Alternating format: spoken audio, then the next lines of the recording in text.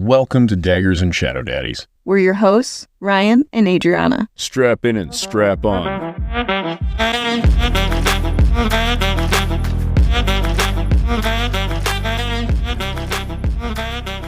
Warning, this podcast contains explicit content. It's all vibes and no facts. Prepare to be spoiled.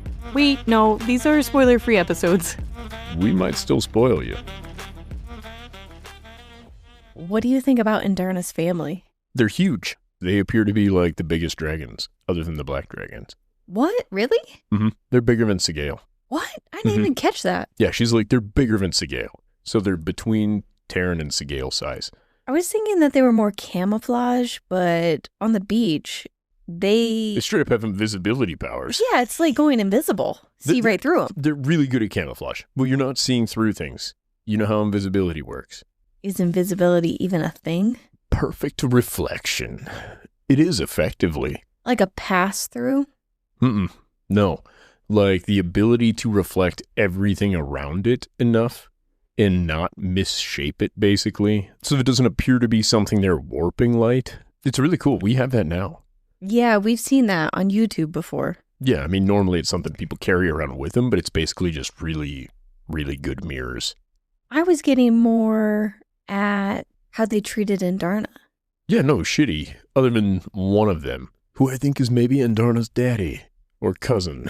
I don't know. Probably not daddy. That would make him very old. I was trying to think of an analogy of how they are compared to the Empyrean. They're Christian missionaries. I was thinking virgins. So we were... Wait, what? Okay. All right.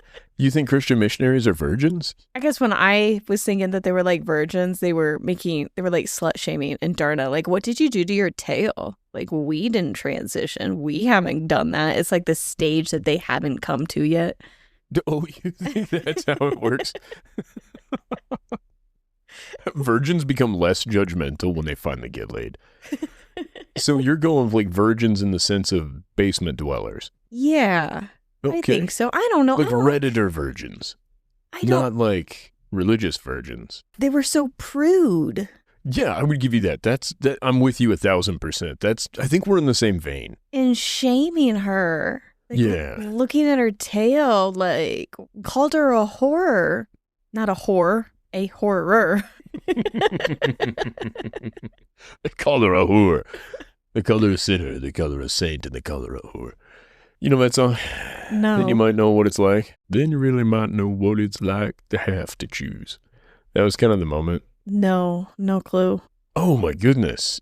Let me have your phone for just a moment. Now that I've listened to it, your references are disturbingly good sometimes, because there's this section about this woman who got pregnant, but this line of they call her a killer, they call her a sinner, and they call her a whore. God forbid you ever had to walk a mile in her shoes. And that is so fitting. None of them have experienced what Andarna has experienced. And she calls him out on it.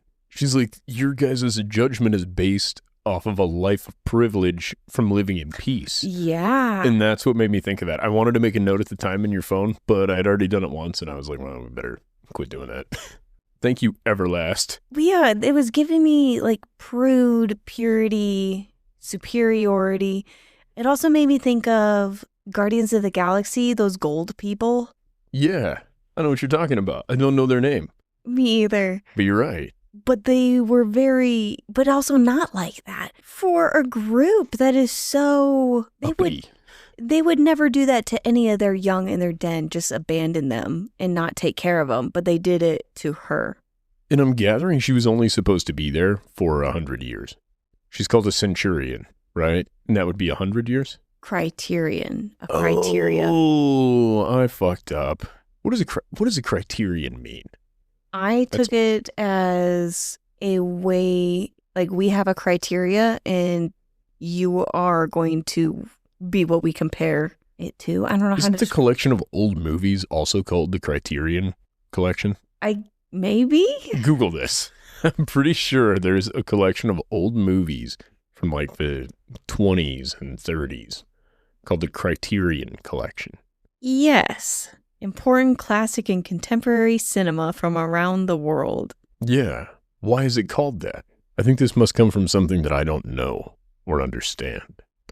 Criterion is a principle and standard by which something may be judged or decided. Okay, like criteria. Okay. Yeah. All right. So my movie thing had nothing to do with anything. Nope. Just a common thing between Andarna and them. They abandoned her. Twice now, to be honest. Oh. They are Xaden's mom.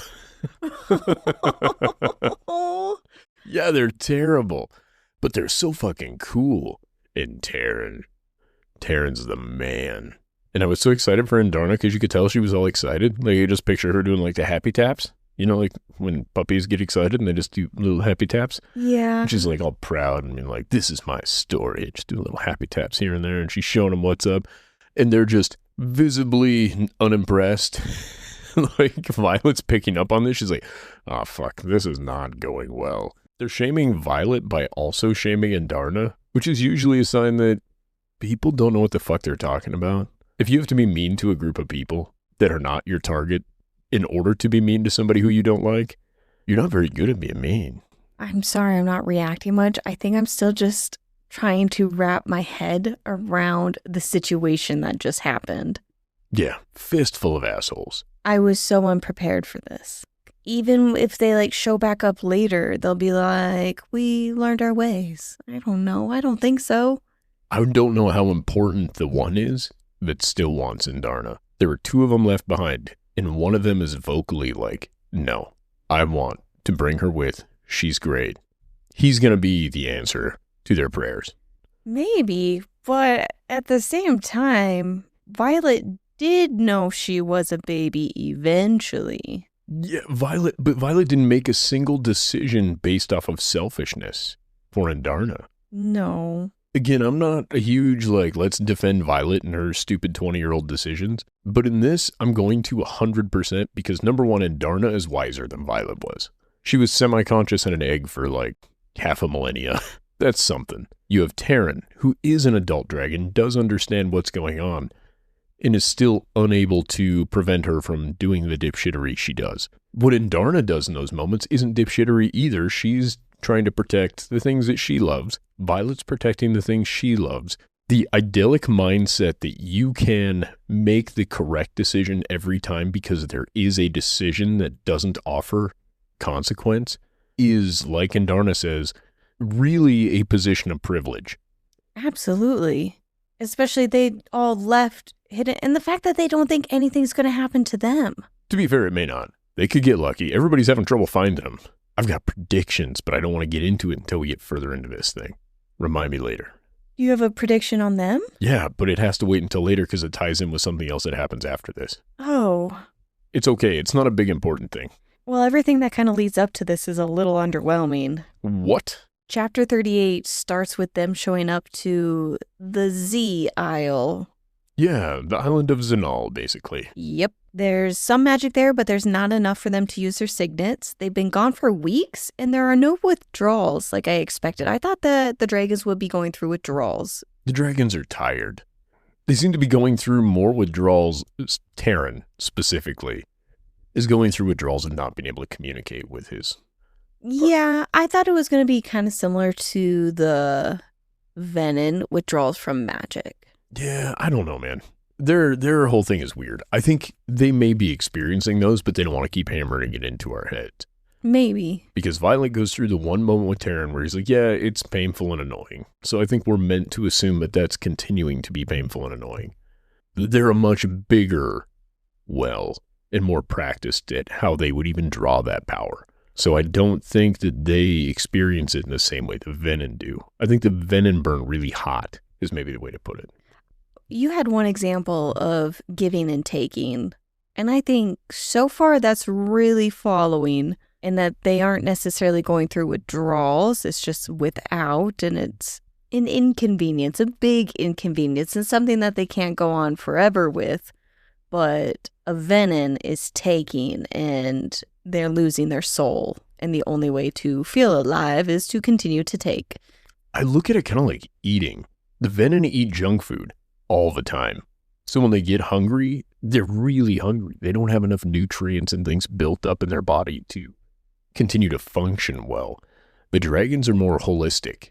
Sure, the magic flows through them, but they're not actively grabbing it and pulling it. It flows through them naturally. Does that make sense? I think another analogy for the Irids, I have to go back to this. Please do. My head is still stuck on That's them. okay. Is there like a little commune? Like those crunchy granola communes that... They kind of sound like your people. You're very crunchy in granola. not live on a... They're like a type of cult that you're going to hear about in a documentary here in a few years. Oh, you view them as zealots, almost. Yeah. Okay. Like them thinking that they're better with their little feathertails because they've never experienced a need to... I think I'm still pissed about that comment of Andarna getting her tail, and they're like, what the hell is that? But again, she defends it so well. She does. So like, it's my right to pick what my tail is. And they're like, we're not warriors, we're peace dragons. And she's like, fuck you. Like, it's that easy. We would like peace also, but we can't get there. And you have to fight fire with fire almost. And they're just like, or you could just let them burn themselves down to the ground. I keep correlating this to rich people in rich neighborhoods being like, well, crime's not bad in our neighborhood because poor people don't live here. No, poor people can't afford to live there. There's no crime in your neighborhood because everybody is protecting you from the bullshit. Okay, I was thinking of it more of their theology, like a commune, where they're just like, we're over here, we're our own little gated community, living off the land. And I'm sure, like, if you were to show up there, you know, like in movies, when you show up to this little island and everybody looks like they're thriving, but you do have one leader, but it's like, but technically not a leader. This goes back to X-Men with Magneto. Oh, fair enough. All right. Yeah, his commune. Yeah, he has like All this right. little commune and everyone's like in the back with like a little hoe and gardening and everyone looks like they're thriving, but it's just like, yeah, but you guys still have a leader. It's not as like violent free. I do like, well, there's peace because of the threat of violence, which is actually how the world goes round. Laws are a threat of violence if you don't behave the way societally we agree to accept. Oh, like we have law and order to keep peace and we threaten you with violence by throwing you in jail. Sure. Yeah, that's exactly it. There are punishments for things. Every law potentially offers a punishment for behavior we don't like. But if you are unable to enforce that punishment, that law carries no weight. That's why unenforced laws nobody gives a shit about. That makes me think of the Empyrean, not this group. It's both. They're both dragons, and they're both seeing each other as different entities. But in reality, they share a world.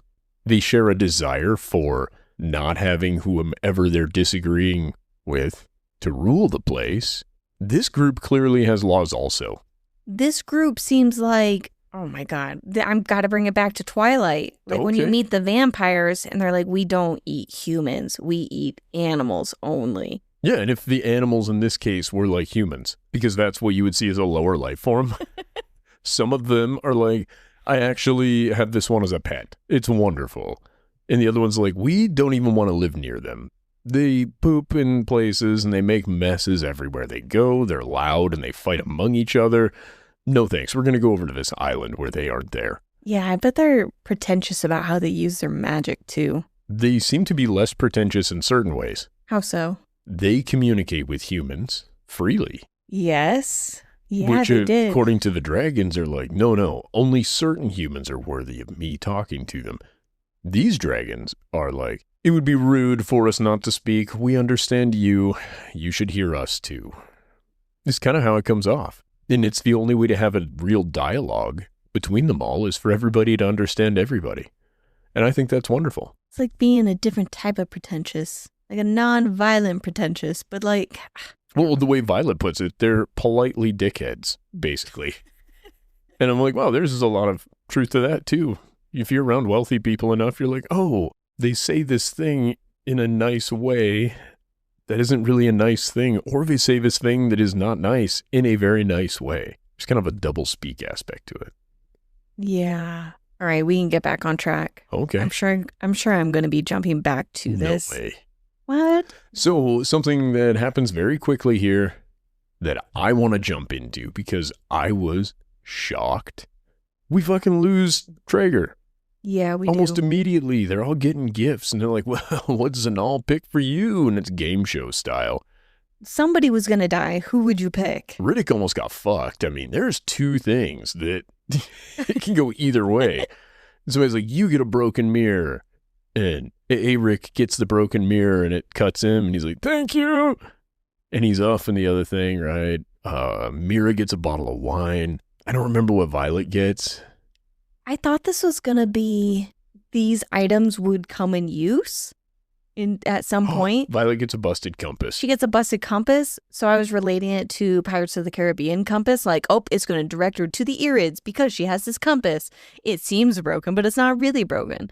I think that may be the case. I think it's actually broken. Is it, though? I think He says use it well. Do you think he was being sarcastic? No. I think, like every other island, they follow their god to such a absurd degree that everything is just luck and none of it matters. I mean, there might be real power to that. That's kind of how I view the world, to be honest. If I was going to live on an island and I had to pick one of these people to follow, it's probably Xaden. I'm the luckiest human being I know. The island seems like if they showed up and destroyed the place, like they just fly in, they torch the place, they would all still be thankful because they were given bad luck or something like that. I don't even think that's how luck works. Now that I'm thinking about it more. But their attitude towards it is to always be thankful that Xaden bless you with luck, even if you think that it's bad luck. I don't know. I don't think that the items actually do anything, or it's just more of a signifying their attitude towards life. Maybe. I think you're probably right, but I still think the busted compass is going to come in handy. I was wondering about the cat. Well, we already know what the cat's about. Broccoli? Yeah.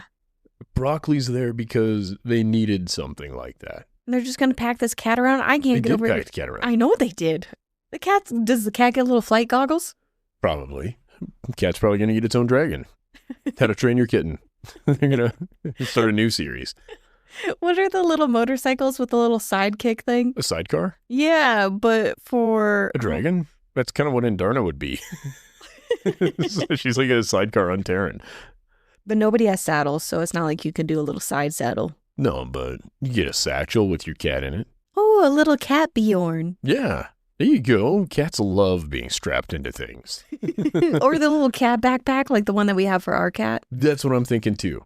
Is you get that bad boy one of them Sherpa backpacks and cat's just like, hell yeah, brother. Like 80 miles an hour. Our daughter's cat would 1,000% love that. Yes. You could go 200 miles an hour and that cat would be just getting whipped in the face by the wind and just be tickled to be there. As long as it was strapped to the back of our daughter. Not one of us. I think the cat is sort of symbolic of all things being in balance, so to speak. If you were looking at the god of Xaden as like good and bad luck, both exist. Xaden rules over both and keeps things in balance. They took one life and they gained another. What do you mean they gained? Oh, whoa, Broccoli. Deep. If I'm cat, I don't know that I would have traded trager for broccoli, but they came back with the same amount of souls they left with. Fascinating take. I did not consider that. And I don't think it's balanced, but maybe it is. I don't know. Didn't know trager that well, but I'm ready to meet more about broccoli. We were hoping that cat would get with Bodhi. So maybe. You're right. Yeah, we had to get rid of trager in order to get that. I think we could have done it other than an arrow through the neck or whatever it was. To the heart. Yeah, okay. He got taken out brutally. Dain got slapped, which we're going to give Xaden a moment on this one. Xaden did really well with this. He was trying not to laugh. And I was like, stop, we have to be appropriate. And he's like, I'm just a little jealous of the person who got to deliver that slap. And Dain just took it like a man. He's like, thank you, may I please have another? Do we know if he was erect? No, wasn't mentioned. Could he have enjoyed it a little bit? Maybe. Like Xaden learning about himself in the throne room, Dain is learning about himself here. Yeah, all the men are weird. Just teasing. Just teasing. If that's what you're into, it's cool. Yeah, they got a cat out of the deal. That's pretty rad. I'm suspicious of Dain. He is a little too easygoing for quite some time. I'm not suspicious of Dain. I was suspicious of Dain, and now I'm not again. I think Dain is really just an excellent supporting character at this point who is going to bail Xaden out. What's going to happen with Xaden eventually is he's going to turn. He even says when. Yeah, but Xaden has been aware of it the whole time and is also realistic in this. He's like, I have not even made it a month without drawing from the source. It's going to fucking happen. Violet needs to set some boundaries. She did.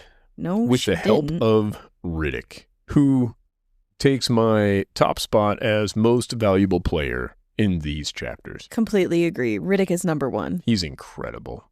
And What an amazing man. I like that he had her create a boundary, but it was a boundary for him to hold everybody to, but for her to walk up to Xaden and set the boundary, like, you do not pull again. Yeah, well, he also addressed Xaden, I think, in a great way, where he's just like, fuck you, we're moving through this way now. This is the conditions under which I think you continue to live. I don't know, I loved Ridoc in this. We need to go in more of an order, because I'm going to jump around to every part of this, I'm so sorry. Going back to chapter 38, Sgaeyl is chewing out Xaden when they first arrive because they could talk. He makes Violet promise to not put herself between him and another when he gets like that. Xaden bringing up, hey, don't get between me and other people when I'm about to lose my mind and be a dickhead to him because I might hurt you. No, Violet's right. He's not going to hurt her. And in that moment, it's not like he's gone full Venom mode. He was losing control and whatnot, but pointing out that don't get between us because I might hurt you really feels shitty on... Ooh, it shifts the blame onto Violet that if she gets hurt, he's told her not to get involved. Right. I see what you're getting at. Yes. And that feels shitty and dumb to me. Did they even end on her keeping that promise? I don't think so. She kind of sidesteps it by saying, you would never hurt me. And he's like, I wouldn't, but what if I did? And I don't know. Yeah, he doesn't view his Venom self as himself. And I think that's fair given what we know about Venom. Yep, I completely agree with him on that part. Then they show up. Aaric translates. They are excited to see them. All the people there. I think that's more tell on the culture there. People are coming. We were lucky enough to get to see them. They ask where the Irid is, and Andarna is showing off. They must play a game of receiving a gift from the god of luck to meet the queen. No one should complain. Mira got wine. Dain got a slap to the face. Someone got a rusty bucket. Oh, that's Cat's cousin. He cut his hands. I thought then the broken hand mirror. That's Aaric, I believe. Gotcha. Empty glass box for Xaden. Like his soul. And a compass for Violet. But have the gods really done anything on any other island? Why would this island have actual god influence in how things turned out? Well, they shuffled the cards randomly. Whatever you picked showed what your luck was in that moment. Right. Do you think, and we kind of talked a little bit, do you think any of these items actually have any meaning, or is it just kind of BS and it is what it is? It's a game. It's like roulette. There isn't, I don't know. Potentially. I think you could see some of the gifts as good, some of the gifts as negative, and some as more neutral. I think that's just the idea. You're just gauging their luck. And then their ability to not complain no matter what they got. Mira got a bottle of wine. That's a net positive. Aaric got a mirror that's busted. That's kind of a neutral thing. Violet gets a busted compass, sort of neutral. A rusty bucket that cuts your hand, bad luck. Ooh, and Cat got a ruby. You could consider that good luck. And a kitten for Drake. Oh, yeah, you're right. Drake got the kitten, not the... Drift King. Yeah. I don't know who got the bucket then. Garrick? Probably Garrick. Yep. And an arrow for Trager. And I have the note. We're sad, but I'm hoping Cat gets with Bodhi. We weren't that attached. He seemed like a nice dude, though. He seemed nice. Xaden, I think he makes a joke about how he's been pining after her for years. And that it's about time. Earlier than this moment, yeah. Yeah, he does. Chapter 39, everyone must react neutral. Cat is broken, crying. But it seems as though only Violet's reaction matters because she is the leader. None of them are allowed to complain. Crying at the loss of him is not a complaint. Good. And then Mira looks at Violet as in, fucking handle this situation so we don't have to kill everybody here. And this whole time, Violet is struggling in the heat, exhaustion from traveling and all of that too. And she pulls it together, which is shocking. I thought she was going to pass out. We don't get to hear about any of the interaction she has with the queen. No, we're just told you essentially reacted well. We'll be there when... She secured the army. They did have a meeting with the queen. We're just not privy to what it was. Oh. Because later on when they get back to Sgaeyl. Yeah, that slipped right by me. The Gryphon also dies. Violet accepts the gifts. They go back to the sleeping dragons, and there's one, except for one isn't sleeping. They must stay there long enough for all the dragons to get enough rest. How does flying work when you always have one person, or one dragon in this case, on watch while the others are sleeping? Like if they sleep for 12 hours, then that one needs to go to sleep. I assume you're rotating through, like, you're on watch for 3 hours. So the sleep schedule overlaps by this amount. So you have a couple that have less rest, but they're still rested enough to make it back. That was my next question. I didn't know the timing-wise how that would work. I thought the one was just awake the entire time. They all wake up and they're like, we're ready to fly. And he's like, nope, I gotta sleep. Yeah, I'm tired. That seems inefficient. I think if you had, let's say, 3 dragons who are going to take this in 2.5-hour shifts or whatever. Okay, so you have this dragon here. Everybody goes to sleep. This one stays awake 2.5 hours. The next one pops in. They took a 2.5-hour nap. They're watching now. The other one goes to sleep. 2.5 hours later, this one goes back to sleep. So their sleep schedule's broken up in the middle. That's way more appropriate. Maybe 2 of them over a course of 3 hours even. I don't know. No, that's way more appropriate. I just felt really bad for the one. I'm like, is he just super exhausted? He just took one for the team and then they rotate based off of where they land? No, I'm dumb. I couldn't piece it together. I should not be in charge of people's schedules, is what I got from this. Oh, strategist, Adri. It's okay. I know how to make this easier on most of us. Except for you. Eeny, meeny, miny, fuck you. You don't sleep anymore. Maybe if we... Okay. Hold on. Now, if the watch's purpose was just to intimidate people, you could potentially just Weekend at Bernie's that Gryphon that died when they killed that guy. Just make him look like he's still standing there. Straw man his ass up. Be like, oh, this should scare off any predators. Cat's like, oh my God, what did you do? He's got sunglasses on. Tongue's kind of half hanging out the beak. Yeah, it looks like he's screaming, doesn't it? Oh my God, why? He propped the other guy up on him so it looks like he's riding him still. It's so messed up. Wouldn't it be kind of funny though? No. Your laugh begs to differ.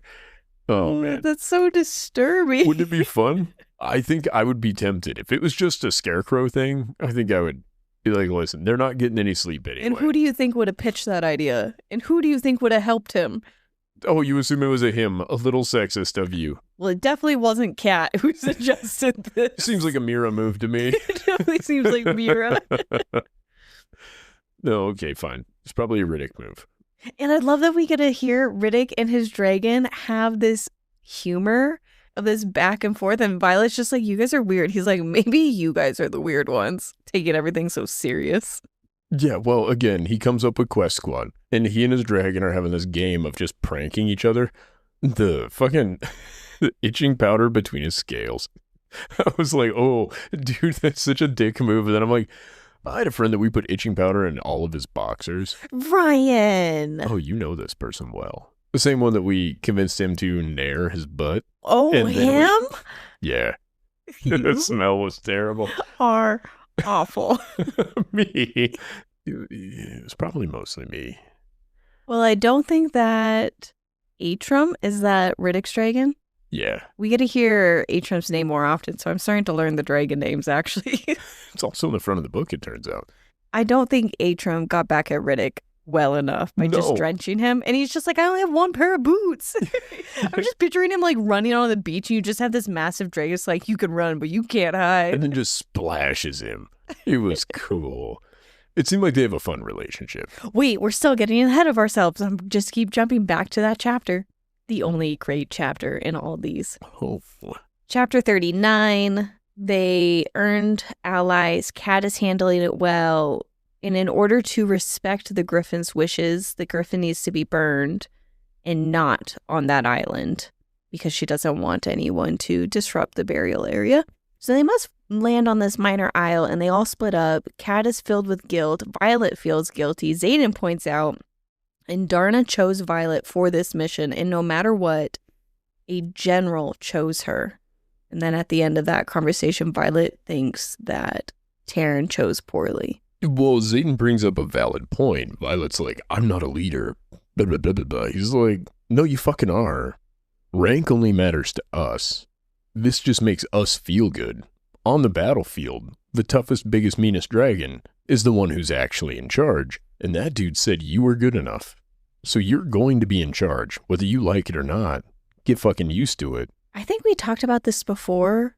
The difference in rank between your riders versus your dragons. Yeah, only matters at best Gaiath. As soon as Violet graduates, she would be like a second lieutenant. This is almost like officer. She'd be a lieutenant. But yeah, no, we've been over this. This best Gaiath is basically OCS. Yep. She graduates, and because she goes out onto the field with Tairn, the second biggest dragon, and Tairn has the authority over all the dragons but one, but Violet has the authority over none. Also, it's an important thing to note that while Tairn is not as big as Coda, even Coda respects Tairn as a warrior. Tairn is so battle-hardened and proven. The only dragon that has any authority over him is Coda, but that may have more to do with Coda's age and size.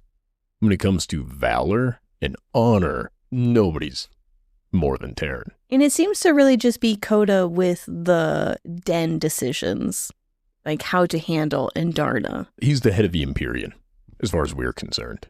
And I look forward to talking about whatever the hell is going on with the Empyrean, given the information that we got from the IRIDS. There was some big news dropped about the Empyrean. You cannot go back to the IRIDS right now. I know. I'm trying not Welcome to the IRID episode, where the only thing we talk about is colorless dragons.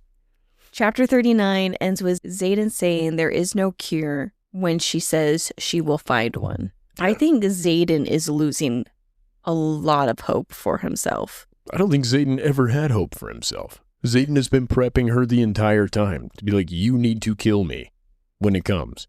Not if. When it comes, you need to be the one that kills me. You're the only one that will be capable of killing me. That is so sad. Yeah.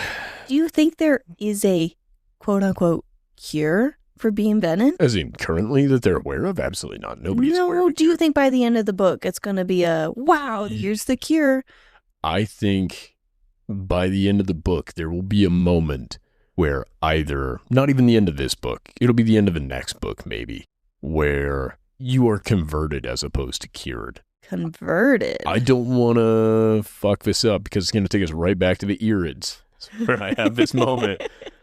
Something they say leads me to believe this. Okay. But we got to move forward from here. I just want to say. Oh, boy.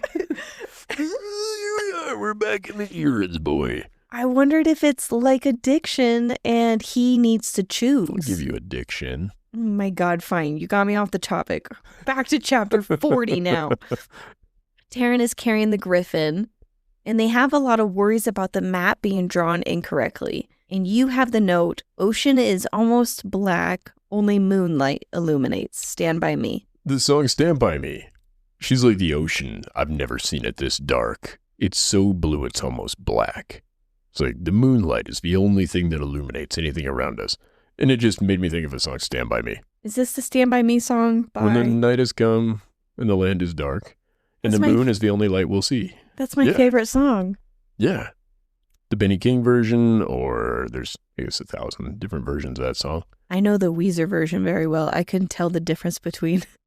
The Weezer version, you can tell the difference. You can, but I listened to the Weezer Teal album so much. How quickly you can identify the difference in Toto and Weezer for the song Africa, you can do that quicker than I can by a lot. All right, we can't get into listening to the Teal album because we will just enjoy that. And we've already landed on you can only handle that so much in a day. Our daughter with spaghetti is me with the Teal album. Oh my gosh. We put a ban on how often she can request spaghetti for dinner. Yes. I think we landed on twice a month. Yes. That's enough. That's plenty. Our little blonde Italian. Our little Italian stallion. Maybe I don't say Italian anymore. My little spaghetti. They find a tiny amount of magic on this isle. They bury the bodies, and we learn that the kitten's name is Broccoli. First of all, they don't bury the bodies. They build pyres. One I thought was burned. The Gryphon was burned, and Traeger's body was buried. Oh, I think they burn them both. Maybe you're right. I bet so. They probably... I don't think I would burn Traeger. Or, I mean, I don't think I would bury either of them. They'll become food for whatever comes and digs them up. Fair. Do you think this is the island that the IRIDS are actually on? Wait, I'm back on topic. Am I supposed to wait? I will tell you the answer to your question is no, because they said, let's go, we have a long flight back home. Oh, yeah. They were So the answer is no, there are not IRIDS living on this island. kind of following them. Okay, back to where I'm supposed to be. They think they are lost. They split into 5. Garrick with Xaden, Ridoc with Violet, and everybody is shocked. They all kind of have a moment of, did Violet realize what she just did? Yeah, she didn't put Violet with Xaden. And Xaden is poopy pants about it. And he's like, what the fuck, over? And Garrick's like, come here, big boy. I'll take you. Good care of you. It puts the dragon on my skin. Anyway. So Garrick's flirting with Xaden, as your boys do, right? If your boys aren't flirting with you, do they really want to fuck you? No. So you can't trust them. But Violet brings up why. I don't remember why, but I'm seeing growth in Violet's strategy, and Mira is growing a lot of respect for Violet. True. Violet is instantaneously becoming the reluctant leader. She's kind of becoming her mother. No, Mira is her mother. Violet even points that out when she sees Mira's face, and she's like, looks just like my mom. But as far as being a leader, I think looking at Violet's actions, we can see how Lilith moved through the ranks. All right, that's fair. You're right. I'll give that one to you. Not that I had to. You earned it. Sorry. I'm not the arbiter of what you've accomplished. So, like you said, Xaden was a little poopy pants, and he comes up to kind of talk to her about it. I don't know if it was about that. He's like, yeah, this is how it should be, and he's giving his goodbye. Xaden is tempted, but has no need. I think the reason that I wrote the note that way is Xaden is tempted to pull while they're on this island, but there is no need to use it. So he's being tempted without any drive and motive to save someone. He says he's tempted because he's at half-mast now, basically. Oh, right, because he can only do a small amount with the shadows. Yeah, he's like, I know with just a little hint. Just push me up there to full power. I'm a little tempted. And she's like, I told you to go with fucking Garrick. He keeps the shit on him, too, to put you down. And he's like, that was a good play. She's like, I know. Now go away. Is there a really sad movie about a dog that needs to get put down at the end? There's so many sad movies. Are you talking about Marley and Me?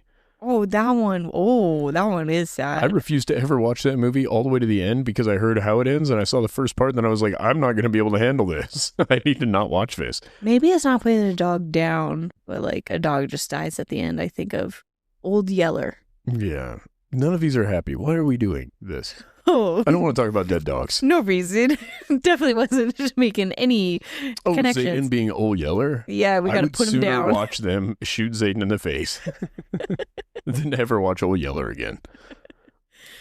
Oh my gosh. You remember Milo and Otis? Yeah. I remember there being a sad spot in that book too, but I think they both survived to the end, right?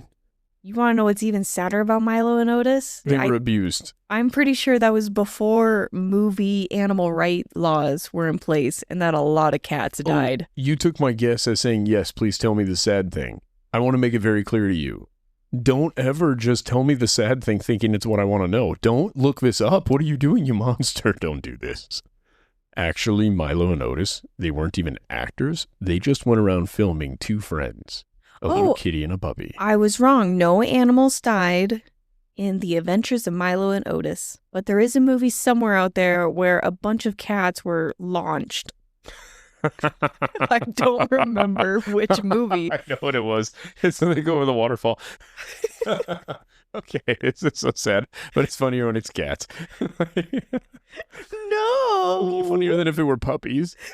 They're both sad. They are both sad. Hey, I want to point out, I really have affection for all three of the feline friends in our home. We almost got a fourth cat, and I was told by my coworkers, as soon as you get a fourth one, you're the problem, and you're no longer a victim of circumstances that led you into getting this many cats. You are the circumstances that led us into this many cats. I know.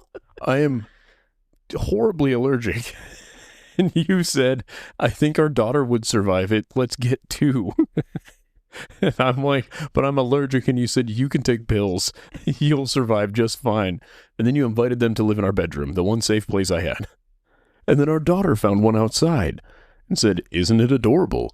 Shouldn't it live inside? And we said no. And then it got knocked up. And then she's like, well, what if it gets cold outside? So I built the most intricately insulated, heavy-duty cat house ever. And that cat looked and said, it's decent, but it's not indoors. And our daughter said, hey, it's had kittens. We should put them in the garage where it's safe. And I said, fine, whatever. They can be in the garage because it's a cold winter and we live in a northern climate. And what happened after those kittens went away? We had to fix that cat because we're not going to turn loose a cat that's out there getting knocked up all the time. So, yeah, okay, let's get the cat fixed. Cat gets fixed. Then what? And then the temperatures were like sub-zero temps. And then it was cold. And then that cat lived in our house. And now it lives terrorizing every other animal. She is cute. She is. And then that kitten yesterday looks just like her mom, but is even better natured. She's wonderful. She didn't mew all the way. We drove her 2.5 hours to a new home, a kitten that we'd already previously given away. And then we paid somebody to get that cat fixed, who takes a free cat that we drive 2.5 hours to drop off. And on the way, the only thing that got me was I had this little spot in my truck where a cat bed could go, and that little cat could have been my work cat. And I thought about it, and we almost had a fourth cat. So in the end, it was you who would have been the reason but we had a fourth. But you've introduced the idea. You introduced the idea by taking your truck to drop off the cat. All right, fine. Oh, we're almost to the point that we can talk about the IRIDS. Okay. Goof, we've really held off until then. Look at us go. We've had all this restraint. So Xaden is tempted. Violet points out that she is a trigger, and that's why she is separating her and Xaden. And he disagrees that she's a trigger, but then in the same breath, he says that she owns his soul and he would do anything to save and protect her. And if she was feeling spicy in that moment, I kept waiting for her to say, no, I don't own your soul. You sold it for this power. But she didn't say that. But it seemed like something you would tell me in that moment. You would be like, what soul? You've given it away. This is what you get for snorting crack. Whoa, hold on. First of all, I would snort coke. I would smoke crack. Those are 2 different things I would do for you. By the way, we did ask other people this recently. We did. I felt a lot of guilt over that one. But you should have been assuaged a little bit because 50% of the people polled would do it for their partner and 50% would not. I really thought on it, and I think it's largely because we have our kids here. Yeah, and you think that you should be the last parent standing. I'm just teasing. I'm joking. Realistically, I've got 30 years at tops left in the tank. You're a better long-term investment for our children. But I've still been trying to think of a good analogy of it. You are losing your soul, but the temptation, something that is so tempting. I think cocaine is a really good analogy for you because you've had it. I don't know what would be so tempting for me that I should resist. Cocaine, if you ever just take a little, like if you happen to smell cocaine just a little, you will understand. You'll be like, huh, okay, Xaden Riorson. Your sacrifices make some sense. I don't think there's anything like that in your world other than Taco Bell when you're really craving it. My Mountain Dew. Perhaps, actually, maybe that's a good example. When you're having a bad day and it's just calling your name. Yeah. You don't have any real vices. No, I don't. Oh, no, I lied.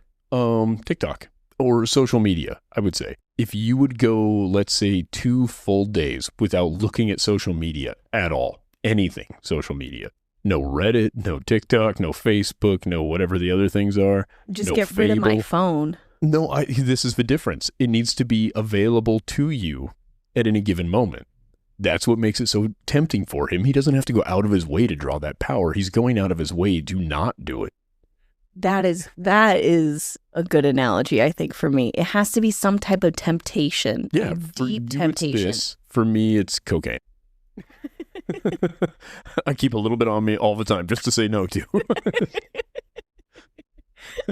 It's a good thing I don't have a boss. They didn't take this shit seriously. And I had a moment, I'm like, oh no, what if somebody hears this? And I'm like, what am I going to do? Listen to it and be like, excuse me? You go to work with that mouth? Damn it, I'm fired. Oh, God. But yeah, I think that's how it would work. So you can now understand Xaden's issues here a little bit. Do you think a rainbow dragon could potentially prevent you from using social media? Or do you think you would be so tempted in that moment you'd fall right back into it? You'd be like, excuse me, this needs to go on TikTok. I found a rainbow dragon. He draws from a source. He's like, I'm about to be cured anyway. I might as well drink it in now. Go. Just bringing my phone everywhere. It's just like, are you tempted to watch TikTok right now? And you just stare off and you don't talk to me and I have to sit with my own thoughts. Like, what? I don't think you would go 30 days with no social media, with them all being on your phone and ready to go. You'd hear that ping or whatever the little sound is, and you'd be like, I wonder. Oh, it's a Snapchat. In this same scene, Ridoc is drenched by his dragon. Ridoc spilled itching powder on him, and he only has 1 pair of boots, and that is when we are introduced to 6 IRIDS. You make it sound like Ridoc accidentally spilled itching powder on him. Oh, I thought he did. No, we landed on, it was... No, he straight up did it on purpose. He was like, I put itching powder all over him between his scales to fuck with him. And then he didn't want everybody to know I got the best of him, so he just suffered through it, grinning and bearing it until he could get me back. I love their relationship. It is the most normal sounding one. Every relationship Ridoc has is amazing. God damn it, they better not kill off Ridoc. I swear. He's the best character left. If he makes it through this book, or even if he doesn't, Stop. Devastated. No, we're not even examining it as a possibility. I already cried over his almost death. Yeah, we're not examining it as a possibility. We've lived it, we saw what it was going to be, and that's not a world in which we want to live. That would make it Ridoc's book. This is his story. What? I was thinking of, if it's Violet, we call it her story. You know? Like history is misogynist in nature because it's history. Oh my and you're God. like, this is his story. I'm like, oh, wait a minute. Did we just reverse misogyny our way into misogyny? What the hell happened here? Finally, a story about his struggles. Like, that's what we really needed.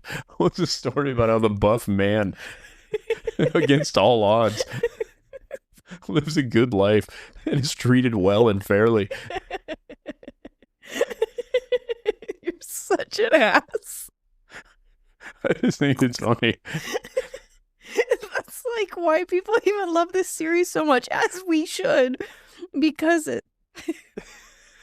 all the representation. I'm just like, I want to hear about Ridoc. Yeah, please. I mean, he's not strictly a straight male, but he's close enough. Please tell us how the strong man with a dragon that he has an excellent relationship with, how his life gets even better. He better not die. He better not. So 6 IRIDS, and it ends with Hello Human. Chapter 41. This is one we continued talking about. We have talked about this one quite a bit. Ridoc shows up barefoot. The dragons are speaking to her. And she says, you speak our language? They're like, magic. This is my favorite part. She assumes the dragons are just speaking English in her head. Like, the telepathy wasn't doing it for you. Come on, dummy. Imagine you could read minds, but only in your native tongue. You're like, I'm a mind reader. It's okay. I speak Japanese. He'll never figure out what the fuck I'm thinking. Wow, I've never thought of if you're a mind reader in a location that you don't understand the language. I don't think it matters. I'm not thinking in English. Wait, what? I don't think I'm thinking in words most of the time. What? Okay. You do? I am literally, the only difference between what I'm saying right now and my thoughts is if it's coming out my voice or not. It sounds identical. I think it's mostly pictures in my head that then I'm using words to describe. So your voice is not working in your head. Like, it's not like... You mean like, do I actually hear myself speak in my head? Yeah. No. Can you do it? There we go. I said sure in my head. It seems like a waste of time. I don't like this. I guess you can do it, but it's not like the default. Oh, if I am thinking through a problem, it is equivalent if I'm talking it through. Okay, so I will do that. Like, I will picture numbers in my head for when I'm doing math and stuff sometimes. But generally speaking, it's more of like, if I'm remembering measurements, I try to remember what that image of the tape measure looked like. Does that make sense? As opposed to a number. Oh. Is that not? No, in my head, if I have to remember a measurement, I'm like 10 inches and 3/4, 10 inches and 3/4, 10 inches and 3/4. I'd be happy to show you what that is instead.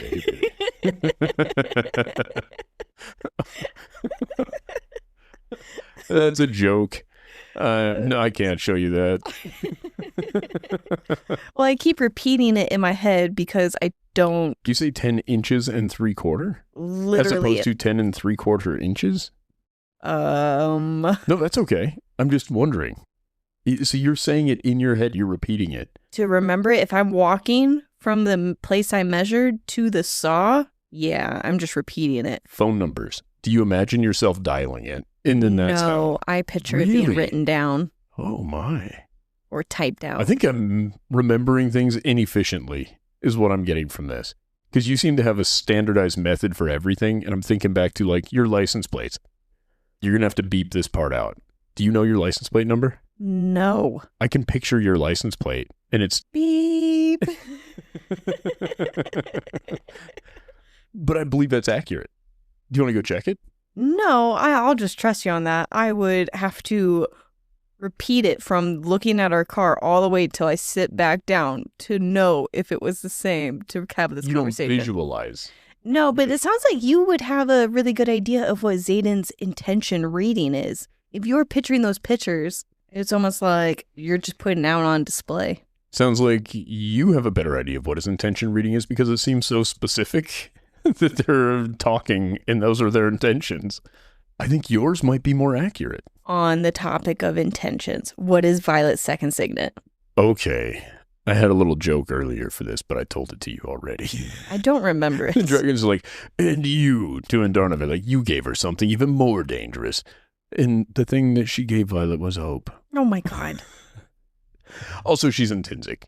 She's intrinsic, but I wonder if throughout this series, if we've been seeing a mix of Xaden and Violet's signets. Or if Violet's signet is somehow just like a chameleon signet. It kind of changes into what she needs it to be at the time. Maybe. But given the way that he describes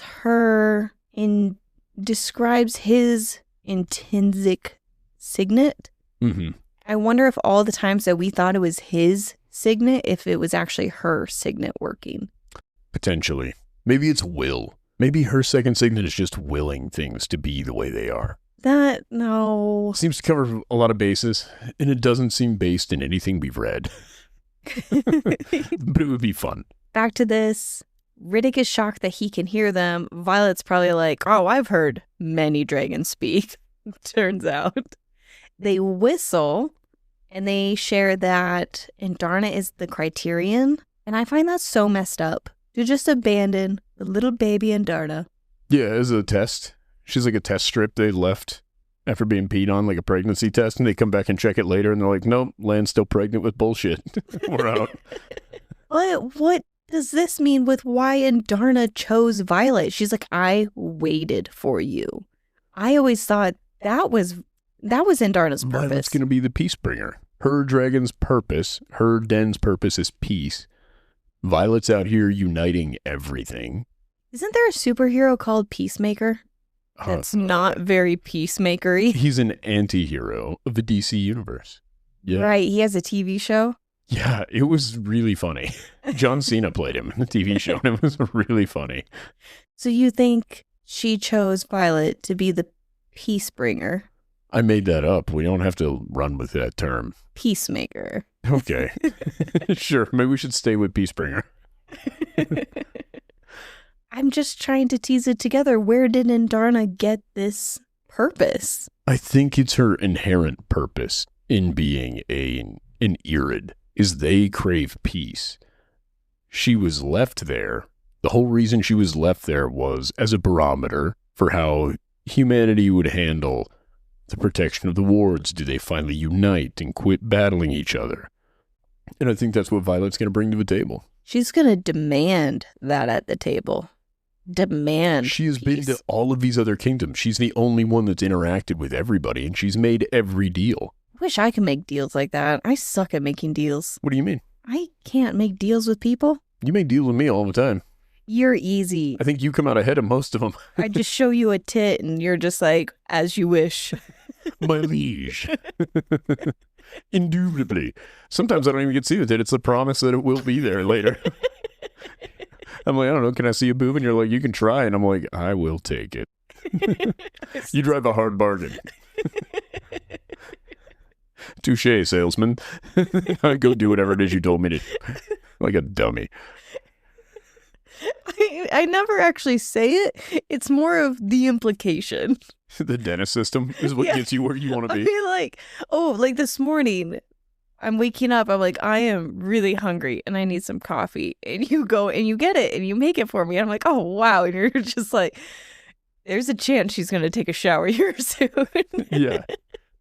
I wanted to not miss it. And I knew you weren't going to get in there until you had eaten and had your coffee. Always scheming. The happier you are, the happier I am. Wait, we got off track. Did we? I'd like to continue talking about you potentially showing me a boob. We're supposed to be talking about Andarna meeting her family. She's the criterion. Tairn lands above Violet.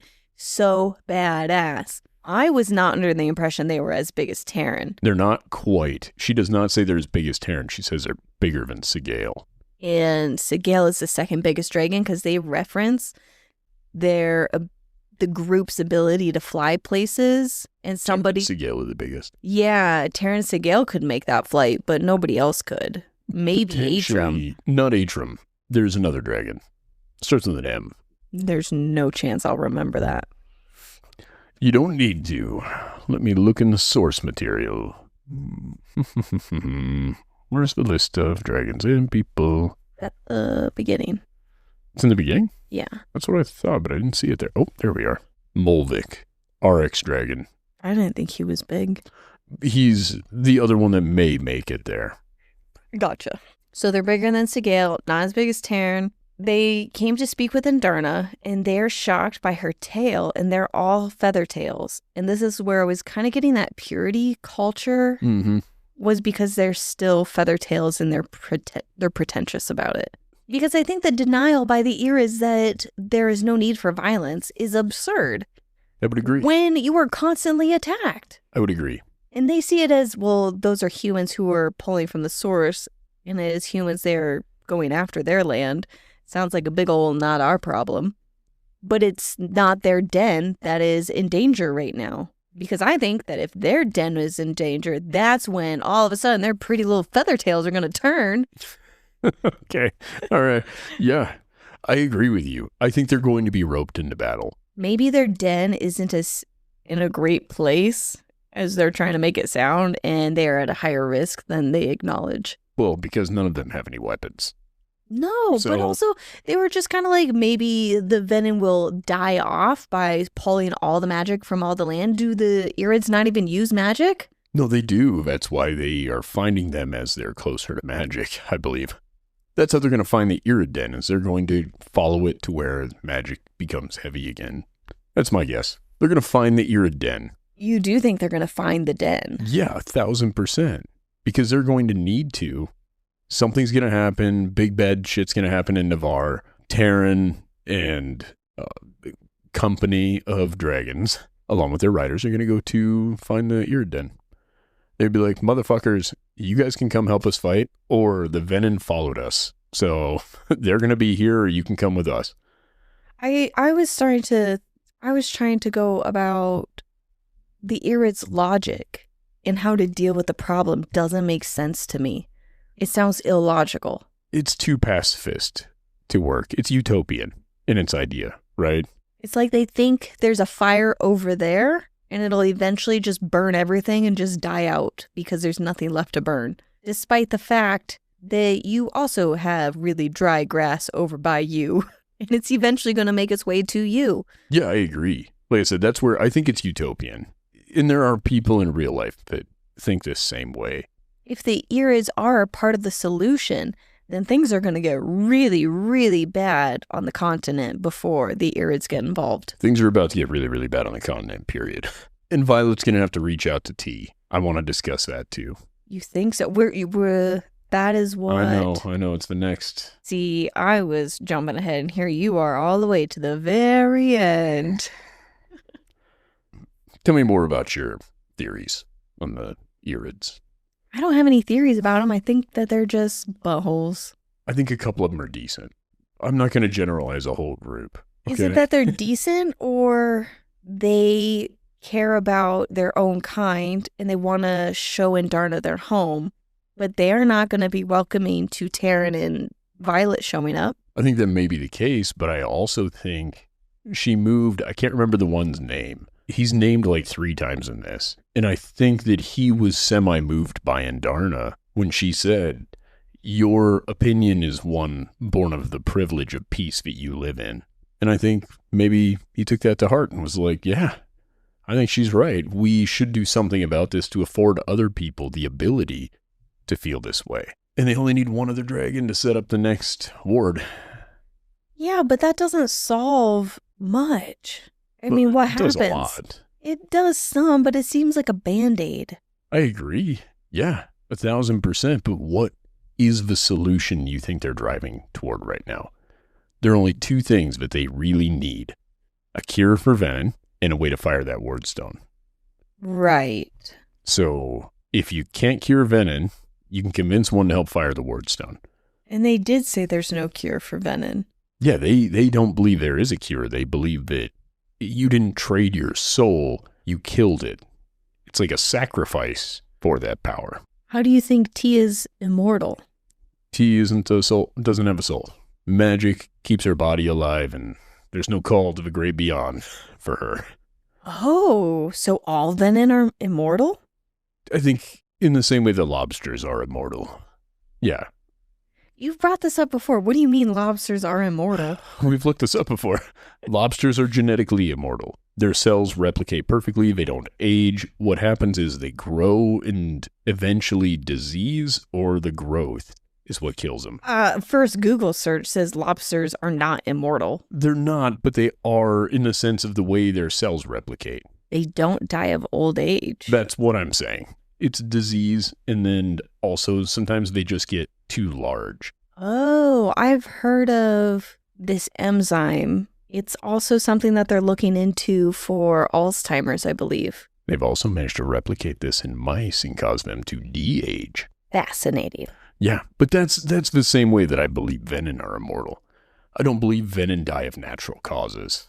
I think they are killed or they're not able to draw enough magic or whatever and they die. So the only way to kill them off is to gather them all up in the arena where they can't draw anymore. How many venom do you believe there are? Well, if you get many of them, you get them to the arena. Okay, we just get several. You just get several of them. Okay. Even in that fight scene where Violet was fighting the venom in the arena, why didn't the venom leave? The arena? Yeah. He was in? Yeah, why did they... What made them think that venom was going to stay in that arena? Well, what else was he going to do? What if Violet... Run? What if Violet lost? Yeah, okay, then you hit him with your arrows that are tipped with the special alloy. Oh. I think he was weak and could have been killed. There was nothing for him to draw from. Right. Because I was just like, if Violet lost, he just walks up the stairs and he's like, hey, guys. Yeah, no, I don't think they were just going to allow him to walk away. I think he was going to die one way or the other. His mission then is like, fuck it, kill that one. Do something on the way out. It's almost like starving him. You have to starve it. Yeah, that's always a good idea. You see him do that in zoos all the time to keep the tigers happy, right? I'm going to go play with that tiger. Good, we haven't fed it in 2 weeks. It should be nice. Were you the one that showed me this person talking about how tigers are in interviews that they keep them fed and laid? Oh, yeah. Yeah, they want lions. And I believe they do it with all of these. Critters that are likely to murder you. What's the easiest way to subdue a critter? Get it sex and food. And it will be as less likely to murder you for funsies as possible. Yeah, a full tummy and some empty balls. That's as good as it's going to get for that critter. I am not going to correlate this to Xaden because He can't get a full tummy. he will never get a full tummy. The Irids are judging Violet for allowing all of this to happen to Andarna, and they look at her wing, which is trembling, and she's getting embarrassed. Oh, and Tairn stands up for Andarna, and she's embarrassed by him speaking for her. Which I kind of get, because I've had similar moments, like with our kids, where I'm just like, you're fucking amazing. Shut the fuck up. These people don't mean anything. And the kids are like, Dad, stop. You're making it worse. And you're just like, but you should know how perfect and special you are. I don't like people talking to you this way. But you can't say that. And Tairn did a great job. He just took it, said, okay. And Violet could feel it down the bond. Yeah. He was a sad puppy It was noises. hurt. But he kept defending her too. They brought up some nonsense about her and Tairn's like, excuse the fuck me? And they're like, we have no quarrel with you, old lady. Yeah, so Violet failed her test. Yeah. Which is fair. All of this reminds me of meeting the fliers for the first time. Mm-hmm. When we met the fliers and they're pointing out all of the absurdity of Navarre and Bezgayath, and it's like, oh, wait a minute, you're right. This is insane. Did you notice what the IRIDS called threshing? Harvest. That's been called that before. Correct. The IRIDS colloquialisms align more closely with poor meal than Navarre. They do. Mm-hmm. They should probably meet a flyer. I believe they have. I think they were once in poor meal. Whoa. Dun, dun, dun. Okay. That's why I think their language, they would use similar colloquialisms. I didn't even think about them having similar beliefs to Poromil. Okay. But they're south. Well, poor meal's north of them. Yeah. I don't really know where they're at on the map, but they can't be close to the tip of the Barrens. Now I'd have a map that includes the islands? What the fuck? No. Well, it sucks. They That's were- why we thought, oh, it's just a map of the continent. Rebecca, we're going to need a bigger map next time, please. If you're listening, that would be great. Well, that's a really cool theory. If the Irids used to have a den in Poromil and they just went farther south. Ryan! I didn't mean to. Ryan! I didn't read anything important. I don't know who was talking. I saw the word blood and topples. Stop. Don't involve me in this. There was only 2 words that I saw, and I closed the book right away. My eyes got big. I'm going to tattle on you. Ryan was supposed to be looking at the map and the map only. I was looking at the map, and then I saw Red Tower books. And you started looking at the last page of the last chapter. And I saw 2 you. words. Keep it to yourself. I already said them, and now we're in this together.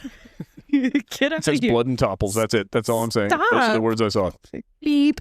Beep. Something topples, and there is blood. Violet's on her period, and she falls.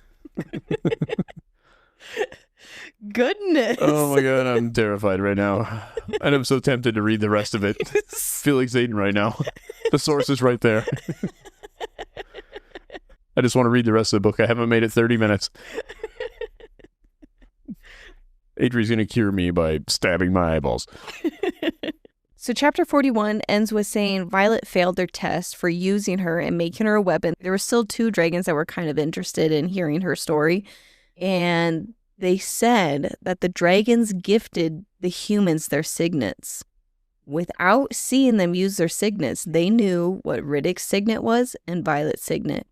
And that Andarna gave Violet the most dangerous of them all. Hope. You were ridiculous. I think it's a form of intrinsic where she can get in their heads, hear their thoughts. Mind control them. Ooh, Manipulation signet. Terrifying. Holy Right. crap. Ooh la la. The most dangerous one of them all. But She turns into a dragon. She metamorphizes. She's a shapeshifter. I think this is really shocking news that the Empyrean has been hiding from the humans. Tairn gave her that signet. Yeah, how do they pick? I wonder if they use humans as their own weapons and they can give them whichever signet they want to use. Well, some of them are bad at this then. Why give them shitty ones at all? What if we have dumb ones like nothing against her, but astral projection? That's your big battle power. Oh, reading recent memories? I think it is less about what does the humans need to manifest their power and more what does the dragon need, and they choose a human with similar needs to them. Tairn was so excited when Violet's signet went off. Yeah, he's like, I've been waiting for you.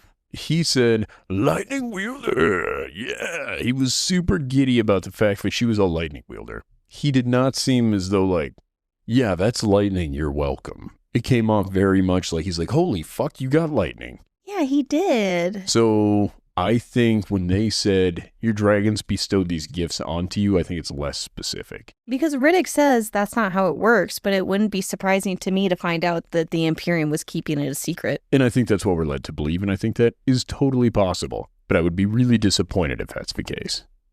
I don't know what to think about her second signet, and she just denies it. Yeah, she does. It's like, I don't have one. I don't know. We're right back to Shaggy. Wasn't me. They caught me in his mind. It wasn't me. Starting trees on fire. Wasn't me. Caught us banging on the sofa. Wasn't me. Chapter 42. They call her a horror. They do. I struggle with that word. You did a great job that time. Horror. You did it again. Excellent. Moira from Schitt's Creek. That's the only way I could possibly say it is with her accent. A horror. David. They call her a horror, and she is what Violet has made her. And Tairn, this is where he is like, you can shut the fuck up now. I'm just picturing Andarna's tail between her legs. And Violet is like, she's perfect. Don't fuck around. And they're like, yeah, she's great. You're a piece of shit. You did this. I don't know. The whole thing with the IRIDS was wild. But it is kind of what we half expected. They geared us up for the idea that once we meet them, they may not be on our side. Because if they were just going to be so easily convinced to be on our side, they'd already been in Navarre. That's a good point. And Violet's like, but we need to know how the Dark Wielders were defeated 600 years ago. And they said the most obvious shit. They clearly weren't defeated if there's still a problem for you. Right? I'm like, yes, thank you, Christ. Somebody finally said it. They weren't defeated 600 years ago. You just made them go away for a little while. Yeah, it's like they put a Band-Aid on by putting up the wards. Yeah. I wonder if they have like an elder who was bonded to a human when that whole thing happened and it went awry and they're just like, I'm leaving. Potentially. I don't think that they necessarily wanted to give power to people. They don't only disagree with humanity. They also address that the dragons have fucked up too. They're like, you guys fell short of expectations. And then they kind of gesture to Tairn and the other dragon and like, and so did you. You guys are all disappointments. There have been many little excerpts that touch on this. What are the consequences of this relationship between humans and dragons? I agree. But I like that when the IRIDS are like, you're a disappointment, that Andarna's like, you're a fucking disappointment. Why are you so shitty? And she's used to Tairn's sort of indignation. And still, when she hears it from these guys, she's like, wow, you guys suck. Ooh, we didn't touch on, they all sat down to listen to her story. Yeah, and she went on for like 6 hours. And Violet's like, it's so interesting to hear from her perspective. I'm like, yeah, what a shame we don't get to. Huh, cool. In Ridoc, this is his first time hearing any of this. And Ridoc is, again, the fucking man. He's like, she is so badass. Cool, just such a cool dragon. She's exactly what the Empyrean would want.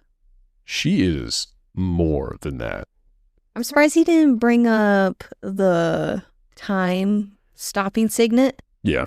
I'm surprised in that moment he wasn't like, wait a minute, that's what happened? He has a lot going on in this moment, At this point, he didn't know about Xaden.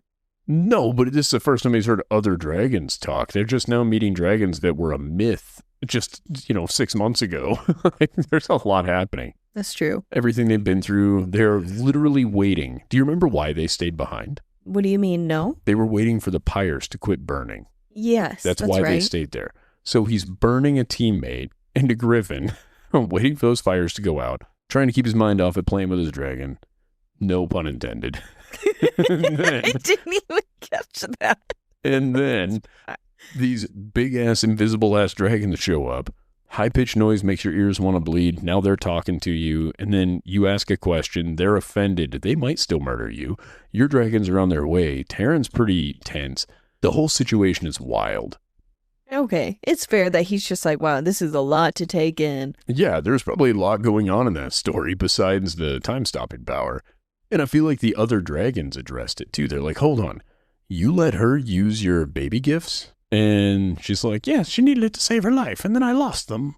And now I'm injured. Look at my crazy wing. And I'm sure he was like, oh, I don't need to hear more about this at this moment. There's some tact to him. And we see that later. He's very tactful. That, and they've been following them for some time. They saw what they were doing on those other islands. Yeah, do you think they followed them, or do you think they are just aware? In the same way that T is aware of what's going on. We'll get into T later. Sorry, I keep trying to bring her back into it. I think they were following them, and I half wonder if we reread, if we'll see small little clues of odd moments like that on the beach, and you turn and you look and nothing's there. Moments, and it's actually just them watching the whole time. And Violet has had some of these moments in this book. I'm excited to reread. You've heard some of those ones where she's like, something happened over there. I feel like we've had moments where she's felt observed, but she didn't immediately see something there. So they've been following her. They are up, and they use Andarna to test the humans. There is no cure as it kills the soul. Andarna says she can kill dark wielders, and they say that she's hopeless. When she admits, she's just like, but I can do this. And obviously, like, you can too. And they're just like, you are a lost cause. You're still focused on winning. Yeah. Yeah. But, like, how do you negotiate with terrorists? I don't know. George W. said we wouldn't do it. And that's when Andarna has her moment. You speak peace while only knowing privilege. They do not accept her. Andarna feels shame. They see Xaden. And Garrick. Xaden and Garrick show up. The whistling thing starts to happen to them. And Xaden closes his eyes because obviously it's really painful, I'm guessing, on their ears or their head. I don't know which. So something with the whistle moment is what caused his eyes to flare up. I think what happens is whatever is going on with him when this whistle happens, it's almost like it makes magic brought to the forefront of who they are. And I think that's how the dragons also know what everybody's signets are. And it like called out to the magic that they have to make it obvious to them. And then when they saw his eyes, they're like, what the fuck? This guy's magic is tainted and gross. It smells terrible. And yeah, Ridoc also sees his eyes. Yeah. I want to bring that up. It doesn't say shit in this moment, which is good. He's just like, what the hell? And they're like, you're an abomination. And Violet's like, she's not an abomination. Like, we're talking about him. He's the problem. And they're like, fuck it, we're out of here. And they fly away. And Andarna tromps off. She's mad. And to be fair, she needs to take a minute. That's fine. It's good for her to recognize her own needs. There was a little moment where she shifted her scales back to black. Mm-hmm. She's like, fuck it. I'm in his den now. Fuck your den. Chapter 42 ends with Ridoc realizing why Violet has been looking for a cure. Chapter 43, Ridoc is told a very light surface level of everything going on. Mira is told about the IRIDS, and they plan to head home through the Isles. Violet discusses more with Ridoc, and she admits that he's channeled at least 3 times. Yeah, Ridoc handles this really well. Because Ridoc is handling this the exact same way Xaden and Violet should have handled their own dishonesty back and forth. He's like, I thought we said no more secrets, no more lies. She's like, it wasn't my secret to tell. He's like, fuck you. That may have worked with you and Xaden. It doesn't work with me. Yeah, he's like, no, that's not how the fuck this works. He's like, we all need to be on the same page so we know what the fuck we're even doing. He's like, that's why you want this cure, is for him. Cool beans. And he makes the best point. He said, where is the line where you're willing to go ahead and end him? And she's like, there isn't one. He's like, there better be one. Is it if he hurts Andarna or Tairn? Like, he really makes her consider the possibility. She's like, he would never hurt me. And he's like, that's not what I'm asking. He said, I don't care where your line is. Tell me, because we need to have one to move forward. Which I think is great that he pushed that. I also thought part of his stance on all of this is, who's on Violet's team? And she's like, no, Garrick and Bodhi and Imogen, they're definitely here on my team type of thing.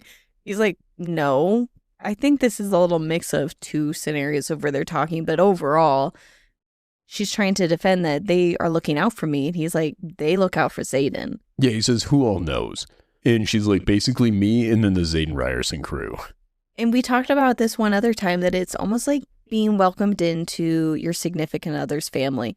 To start off, they're obviously on your significant other's side. If you were to leave or have fights or any type of issues or problems, they will always be on your significant other's side. Eventually, you work into they care about you just as much as their relative, right? Mm-hmm. And I feel like Violet's moved into that, where they do care about her, but at the same time, there's still a touch of her family needs to be there for her. Here's my question.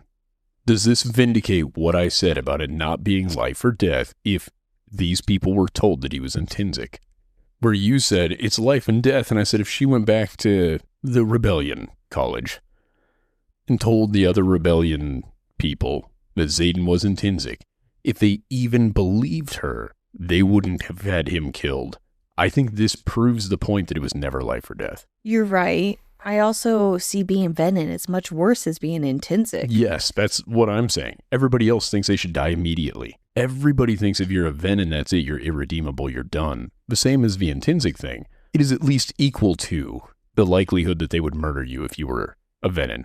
Them protecting Xaden, knowing that he's Venom, and they can see how he is, versus he can hear their thoughts or something like that, that would be terrifying. Maybe, but I'm saying, do you think they would have even believed her? Look at how much they trust him.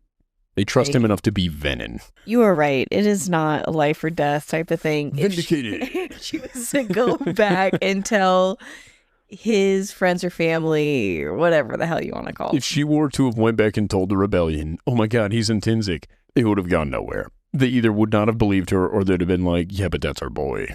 They would have started covering it up. That's exactly my thoughts. Oh my gosh, they're covering up Xaden being Venom to the same degree in insanity of, this is a big secret. We need to convince people they didn't see what they just saw, almost.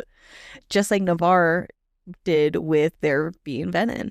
Yeah, there's some real odd parallels here. But we obviously agree with Violet, right? We obviously do.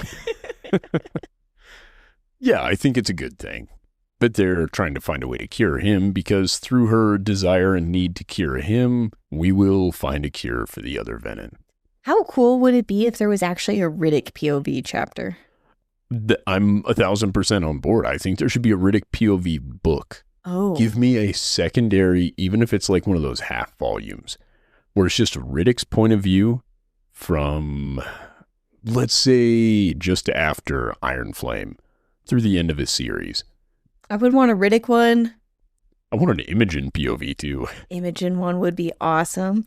And then Rhiannon and Jesinia. A Jesinia and Sawyer POV just for the romance part would be really cute. That would be adorable. It wouldn't be dirty. It would just be so wholesome. So yeah, Ridoc is told all this.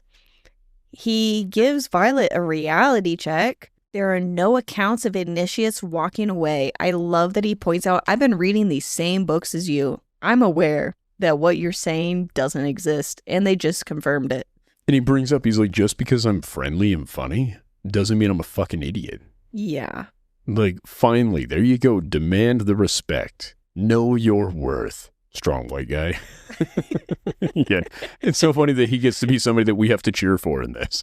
I He's know what amazing. you mean by that, but he is like the comedic relief that gets dismissed, and he's like, no, I am not dumb. Yeah, he's the Woody Harrelson of this. Betty White would have been a great example of this too. She always played a dummy, but she was so brilliant. Bless you, Betty. I like to think Betty White would like Ridoc. I like to just think about Betty White. Oh, she was on your forgiven list. Yeah.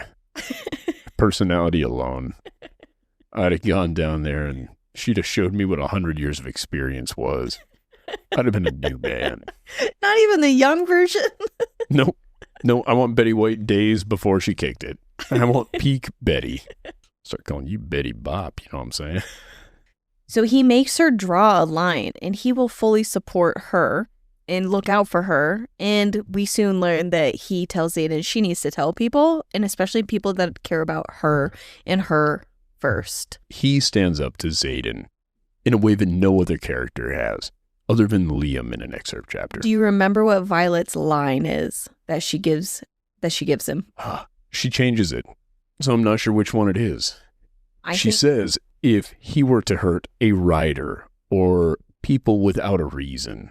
And then she goes, I guess if he hurt someone I love or something like that. And the last one she says, if he hurts me. Yeah. So I don't know. The first statement encompasses both of those other things, and then it becomes more specific. So it almost sounds like she's talking herself away from a line she's drawing as she's doing it. What gets me is he brings up some examples, and she's like, but he would never do that. He's like, then make that your boundary. Yeah. Do it now while you're confident that he wouldn't. He never would do this. And it's like, therefore, make it your line. You would walk away off of that because it's so absurd to you that that's not Xaden at that point. It's kind of a similar thing to how we draw boundaries as people. And then it becomes more specific in the ways that it would be absurd for you. What we land on, though, is Ridoc is grounding her in create a line, and I will stick to it. I'll be the one because I know it's your line, and I will hold to it. Yeah, Ridoc he's the hero. Is this foreshadowing that Xaden is actually going to hurt her? No. I refuse to believe Xaden is going to hurt her physically. I think Xaden is definitely going to hurt her emotionally, and I think that's where it's going to become a problem. Xaden's going to have this big blow up, and he's going to draw from the source to kind of protect her, and then he's going to end up hurting Ree or somebody. It makes me think of those movies where you have this scene, everything's happening, they're fighting, and all of a sudden the camera pulls back and you see the sword is in like somebody's gut and they care about them. There is some movie, some X-Men movie, not X-Men, You're probably thinking of X-Men where he walks into Jean Grey, finally, and then he goes to like give her a smooch, and then his claws in her. And he's like, goodbye. That's one of them. I'm thinking more a Marvel movie. I don't know. It happens. I think there's going to be something like that, and it's going to be a complete accident. But because he was pulling from the source, he wasn't fully aware of all of his surroundings because he was so focused and honed in on whatever motive was to be using it. And this was the consequence. I think it'll be something like that. Or he just becomes consumed with power. They're trying to stop him, and he reflexively hurts them or kills them. Maybe it's Mira. Honestly, it would be a good way for Brennan to go out. Brennan can't go out 2 times. He's barely even gone out once, and he just doesn't seem that important now. We've got so many other characters I care about. Wasn't it also in this scene that she was comparing Xaden to Barlow? She's like, he's not like Barlow, and he's like, he's worse. Yeah, because you trust him. I think that's... again, Ridoc is the audience's voice in this. He's like, I can be objective because I don't want to fuck him. And she's like, fine, I guess, whatever, be objective. Yeah, he's like, I'm all for save my man type of thing. As long as you have a little ounce of reality here. Yeah, it was really well done. They walk away holding hands. Did you catch this? No. Because they walk away holding hands, and he says, if I drop her hand, you're going to think that something's going on. So I'm not going to drop her hand because I'm not scared of you. I thought he had his arm on her shoulder. Oh, maybe that's probably what it was. Okay, that makes more sense. I was like, Adri, there's nobody I platonically would hold hands with. If you ever see me walking around holding the hand of another person, fucking shoot your shadows at me, homie. I've done wrong. That's not my man. Yeah, no, there's tomfoolery afoot. I promise you. Yeah, I think he had his arm on her shoulder. And then he had his funny moment where he's like, hey, I know you saw that lightning. It wasn't us. Well, it was us, but it's not what you think. And then Xaden's like, yeah, but lightning wasn't big enough. And I'm like, in a weird way, it's sort of complimentary. He's like, no, I know if Ridoc was getting after it, she would have come so hard the whole forest to be on fire. That is not what he meant. No? Oh, I thought Xaden was being a bro about this, where he's like, nah, man, I know what you be doing. He's like, you're a dick smith. I've heard the reviews. I was also wondering if in that scene when Violet and Ridoc are talking, if Xaden was using the small amount that he could of his shadows to listen in on their conversation. I hope he wouldn't be. I hope not. He knows that Violet can protect herself, so he wouldn't need to be there for that. And he also should be able to understand they needed that time to just be the two of them. And out of respect for them, he shouldn't do that. That's good. And I like how they just start right in on their negotiating right away. Ridoc just gives his demands. There isn't even a negotiation. This is a part that I think is great. He doesn't give Xaden even a hint of, this is going to be a dialogue. He said, just because you're scary does not mean I'm afraid of you. Xaden's like, you're afraid of me. He's like, fuck you. He's like, she's going to tell other people. But it's like, that's not what we discussed. And Ridoc's like, shut up. I'm working. And it was one of those moments, I don't know, I gained a lot of respect for Ridoc in this. Because he was like, and Xaden's like, sure, go for it. Yes, tell everybody. And then Ridoc, I don't remember, Ridoc tells him she needs to be able to tell people that aren't his people. Yeah. And Ridoc also says something to the effect of, when this happens, or if this happens, exactly, then we need to be prepared this way. And Xaden's like, it's when, and you're right. Xaden handles it well, too. It's like Xaden needed him to know the whole time, but Violet didn't want him to know, is the way this comes off. But if you're Xaden, you also have to trust him implicitly. Is it trust, or is it Xaden has no fear of anyone who tries to attempt to kill him because he thinks no one can? No, I think it's trust that these people are looking out for somebody who he won't be able to look out for forever. That's the way I would see it. Like, I don't know, if you had... There are few people in your life that I would trust to put your well-being over anything else. And I think that's how Xaden feels. I think that's fair. And that seems to be how he was speaking to Ridoc anyways. There's a bit of a mutual respect there. And Ridoc has always been there for Violet. And it's not in a way like Dain, where there's odd affection tied in. He clearly cares about her as a human. And I think that's the end of the scene there on the island. Xaden feels like he's the worst thing for the mission. Kind of true. Xaden and Andarna are both off being poopy pants. They are, but Andarna's is more valid. Yeah, sure. She was just disowned. I don't disagree. 10 By days. people who had disowned her hundreds of years before this, to be fair. They discarded her. Yeah, but she just found out. I know, she's a teenager as well. I need to be more forgiving. She thought they just forgot an egg. Absurd. 10 days later, they're in Deverelli.